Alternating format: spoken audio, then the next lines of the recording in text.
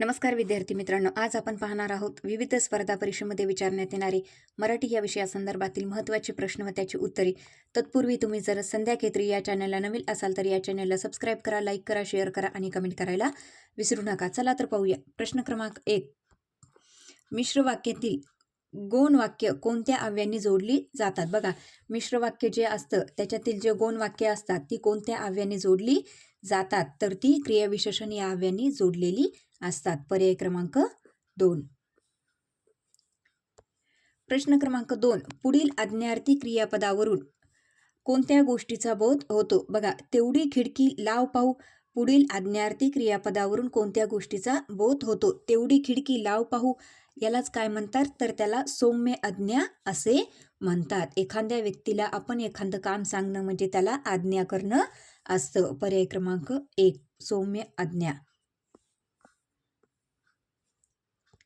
प्रश्न क्रमांक 3. न्यायाधीशाकडून आरोपीला दंड ठोठावला गेला या वाक्यातील कर्ता ओळखा. बघा, न्यायाधीशाकडून आरोपीला दंड ठोठावला गेला.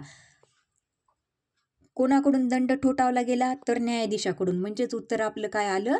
न्यायाधीश. तर या वाक्यातील कर्ता म्हणजेच उद्देश काय आहे? न्यायाधीश. पर्याय क्रमांक 3. प्रश्न क्रमांक 4.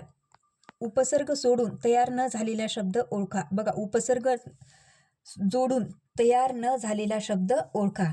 पहिलं काय? स्वल्प. याला सुद्धा काय लागलेले? उपसर्ग लागलेला आहे. उपसर्ग म्हणजे जो शब्दांच्या पूर्वी लागतात त्याला उपसर्ग असे म्हणतात व शब्दाच्या शेवटी लागतात त्याला काय म्हणतात? प्रत्यय असे म्हणतात. तर बघा, स्वल्प याला सुद्धा काय लागलेला आहे? स्व हा उपसर्ग लागलेला आहे. त्याच्यानंतर उपवन याला सुद्धा उप हा काय लागलेला आहे? उपसर्ग लागलेला आहे. त्याच्यानंतर निष्पाप याला नि सुद्धा काय लागलेला आहे? उपसर्ग लागलेला आहे. परंतु कानन या शब्दाला काय झालेलं आहे? उपसर्ग लागलेला नाही. पर्याय क्रमांक 1. कानन. प्रश्न क्रमांक 5. पुढीलपैकी कोणता शब्द आरबी प्रत्यय साधित शब्द नाही? बघा, पुढीलपैकी कोणता शब्द आरबी प्रत्यय साधित शब्द नाही?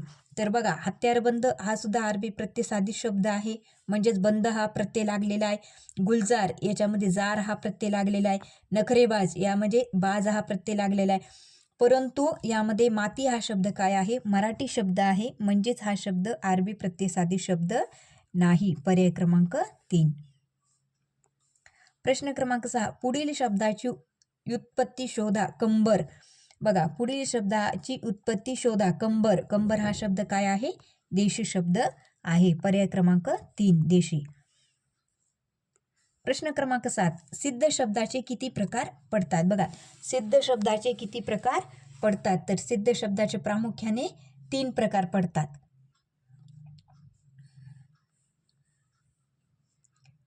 प्रश्न क्रमांक 8. विटी दांडू हे कोणत्या समासाचे उदाहरण आहे? बघा, विटी दांडू हे कोणत्या समासाचे उदाहरण आहे? तर ते इतरत्तर द्वंद्व समासाचे उदाहरण आहे. आपण काय म्हणतो? विटी दांडू व इतर साहित्य म्हणजे इतरत्तर द्वंद्व समास. पर्याय क्रमांक 3.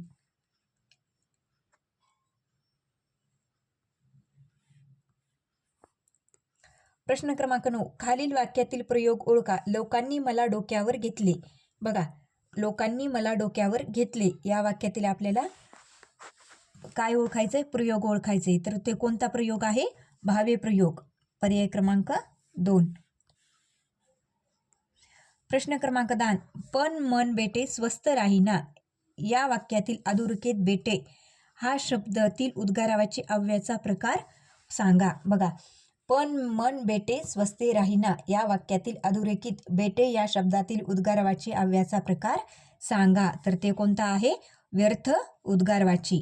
पर्याय क्रमांक 1.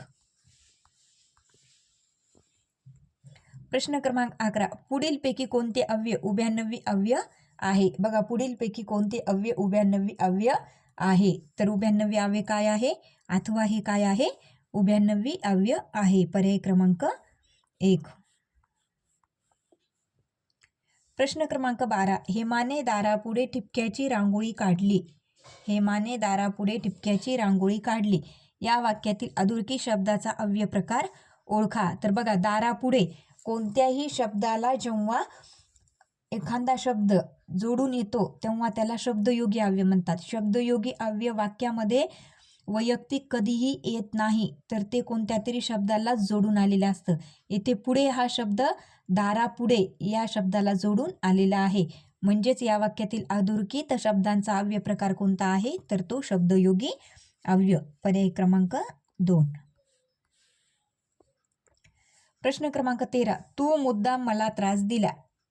या वाक्यातील अधोरेखित शब्द कोणते क्रिया विशेषण अव्यय आहे? बघा, तू मला मुद्दाम त्रास दिला या वाक्यातील अधोरेखित शब्द कोणते क्रियाविशेषण अव्यय आहे? तर ते कोणतं आहे? मुद्दाम म्हणजेच रीतिवाचक. पर्याय क्रमांक 3. प्रश्न क्रमांक 14. मी पत्र लिहित असेन या वाक्यातील काळ ओळखा. बघा, मी पत्र लिहित असेल या वाक्यातील काळ ओळखा. तर या वाक्यातील काळ कोणता आहे? अपूर्ण भविष्यकाळ. पर्याय क्रमांक 4. प्रश्न क्रमांक 15. पहा धातूचे भूतकाळी तृतीय पुरुषी रूप ओळखा. बघा, पहा या धातूचे भूतकाळी तृतीय पुरुषी रूप ओळखा. तर ते काय असेल? पाहिले. पहा म्हणजेच पाहिले. भूतकाळाची रूप. प्रश्न क्रमांक 16. माझे पुस्तक या शब्दातील माझे हा शब्द डॅश डॅश आहे. बघा, माझे पुस्तक या शब्दातील माझे हा शब्द डॅश डॅश आहे. तर ते काय आहे? सार्वनामिक विशेषण. पर्याय क्रमांक 1.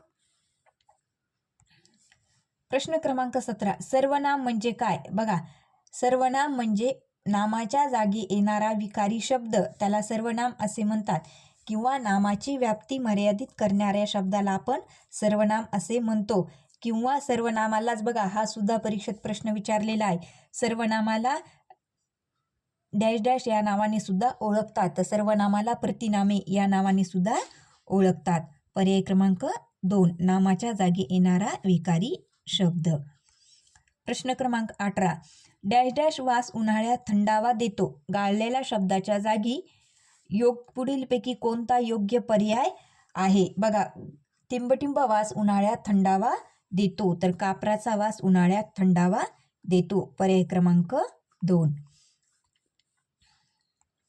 प्रश्न क्रमांक 19. खालील वाक्यातील ठळक अक्षरातील शब्दांच्या विभक्तीचा पर्याय शोधा. मुलांनो, ही वाक्य 10 मिनिटात लिहा. बघा, खालील वाक्यातील ठळक शब्दातील शब्दांच्या विभक्तीचा पर्याय शोधा. मुलांनो, ही वाक्य 10 मिनिटात लिहा. म्हणजे कोणाला तरी काय केलेले? शिक्षकांनी संबोधन केलेलं आहे.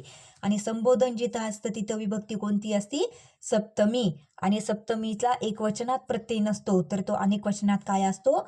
नो. म्हणजेच संबोधन. तर सप्तमीचे प्रत्यय काय आहे? त, इ, आ. आणि अनेक वचनात त्याला नो हा शब्द ओळखल्या जातो. तर इथं मुलांनो आहे, म्हणून याची विभक्ती कोणती आहे? सप्तमी विभक्ती. पर्याय क्रमांक 3. प्रश्न क्रमांक 20. पुढील पर्यायातून स्त्रीलिंगी शब्द शोधा. बघा, स्त्रीलिंगी शब्द शोधण्यासाठी त्या शब्दाच्या पूर्वी ती हा प्रत्यय लागणं गरजेचं असतं. तो, ती, ते म्हणजे स्त्रीलिंगी, पुल्लिंगी आणि नपुसलिंगी. आता बघा, तो पती म्हणजेच हे काय झालं? पुल्लिंगी. ते मोती म्हणजेच काय झालं? नपुसलिंगी. ते रत्न ते काय झालं? नपुसलिंगी. मात्र आपण मूर्ती म्हणताना एखाद्या देवताची मूर्ती आपण काय म्हणतो? ती मूर्ती. पर्याय क्रमांक 4. प्रश्न क्रमांक 21. मनुष्य या शब्दाचे भाववाचक नाम ओळखा. बघा, मनुष्य या शब्दाचे भाववाचक नाम ओळखा. तर मनुष्य त्यालाच काय म्हणतात? मनुष्यत्व. पर्याय क्रमांक 4. प्रश्न क्रमांक 22. रेग अटिक ओटी, रेगोटी हे कोणत्या संधीचे उदाहरण आहे? बघा, हे रेग अधिक ओटी, रेगोटी हे कोणत्या संधीचे उदाहरण आहे? तर ते पररूप संधीचे उदाहरण आहे. पर्याय क्रमांक 1. प्रश्न क्रमांक 23. खालीलपैकी कोणता अनुनासिक वर्ण प वर्गातील आहे? खालीलपैकी कोणता अनुनासिक वर्ण प वर्गातील आहे? तर म हा जो वर्ण आहे तो काय आहे? प वर्गातील आहे. पर्याय क्रमांक 2. प्रश्न क्रमांक 24. साधा पण गुणी मनुष्य या अर्थाचा वाक्यप्रचार सांगा. साधा पण गुणी मनुष्य त्याला काय म्हणतात? तर झाकले माणिक. पर्याय क्रमांक 3. प्रश्न क्रमांक 25, तरणाचे झाले कोळसे आणि म्हाताऱ्याला आले बाळसे. या म्हणीचा नेमका अर्थ काय? बघा, तरण्याचे झाले कोळसे आणि म्हाताऱ्याला आले बाळसे या म्हणीचा नेमका अर्थ काय? तर अस्वाभाविक पण उलटा प्रकार आढळून येणे. पर्याय क्रमांक 3. अशाच नवनवीन व्हिडिओसाठी विद्यार्थी मित्रांनो, संध्या खित्री या चॅनेलला सबस्क्राईब करा, लाईक करा, शेअर करा आणि कमेंट करायला विसरू नका. धन्यवाद.